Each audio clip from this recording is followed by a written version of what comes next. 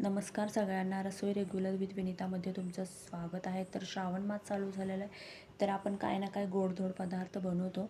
तर इथे एकदम रसरशीत अशी इथे मी गव्हाची खीर बनवलेली आहे आणि वरून मस्त अशी ही तुपाची धार आणि ओल्या नारळाचं किस. तर अगदी 2 साहित्यामध्येच आपली ही खीर बनवून तयार होते. तर त्यासाठी ना मी इथे 1 वाटी जोडगहू घेतलेला आहे. स्वच्छ धुवून घेतलेले आहेत ते 2 ते 3 पाण्यामध्ये आणि मी ते जोडगहूनं रात्रभर भिजत ठेवलेले होते. तर इथे बघू शकता तुम्ही छान भिजलेली आहे ही गहू. तर हे गहू ना आपल्याला कुकरमध्ये काढून घ्यायचे. जवळजवळ 5 ते 6 शिट्ट्या काढून घ्यायच्यात. तर इथे मी कुकरच्या भांड्यामध्ये काढून घेते आणि एक 5 ते 6 शिट्ट्या आपल्याला काढून घ्यायच्यात. त्यामध्ये ना मी इथे 1 ग्लास पाणी मिक्स करून घेते आणि इथं आपण शिट्टी काढून घेऊयात. तर इथे कुकर लावून झालेला आहे, शिट्ट्या पण झालेल्या आहेत, एक 4 ते 5. कुकर थंड झाल्यानंतर आपल्याला त्याचं झाकण काढून घ्यायचं आहे.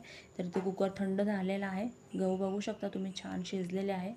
तर अशा पद्धतीने त्यामध्ये ना मी ते 1 वाटी गहू घेतले होते, तर इथे मी 1 वाटी गूळ घेतलेला आहे आणि एक अर्धी वाटी साखर घेतलेल्या आहे. साखरेच्या जागी तुम्ही गूळसुद्धा घेऊ शकता.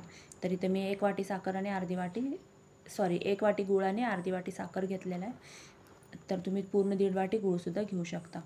तर व्यवस्थित मिक्स करून घ्यायचं. तर इथे मी 1 चमचा गव्हाचं पीठ घेतले होते, त्यामध्ये थोडंसं पाणी मिक्स करून ते मिश्रण आपल्याला खिरीमध्ये मिक्स करून घ्यायचं आहे. त्याच्याने काय होते, खिरीला एक छान टेक्स्चर येतो, एक क्रीमीनेसपणा येतो आणि खायलासुद्धा खीर छान लागते आणि एक दाटसरपणा येतो खिरीला. आणि इथे मी ओल्या नारळाचं किस घेतलेलं आहे, एक अर्धी वाटी, तेही मिक्स करून घ्यायचं आहे. आणि इथे मी विलायची पावडरसुद्धा मिक्स करते. तुम्ही जोड गहूच्या जागी ना तुम्ही आपण नॉर्मली आपण जे चपातीसाठी जे गहू वापरतो ना, ते गहू घेतले तरी चालतील. त्याच्याने सुद्धा खीर अशीच बनते. करण्याची पद्धत एकच आहे, फक्त तुम्ही गहू वेगळे घेऊ शकता.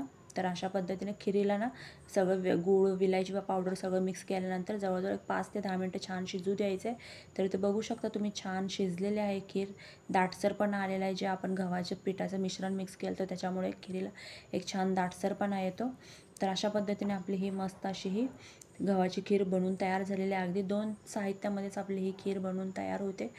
तर कधी आपल्याला हवं, आता श्रावण मास चालू झाले की काय ना काय आपले श्रावण मास म्हटलं की आपलं एक सण असल्यासारखंच रोज काय ना काय श्रावण शुक्रवार आला, श्रावण सोमवार आला, उपवास आला, उपवास असतो प्रत्येकाचा. उपवास म्हटलं की आपण उपवास सोडायच्या टायमाला आपण काय ना काय गोडधोड पदार्थ बनवतो.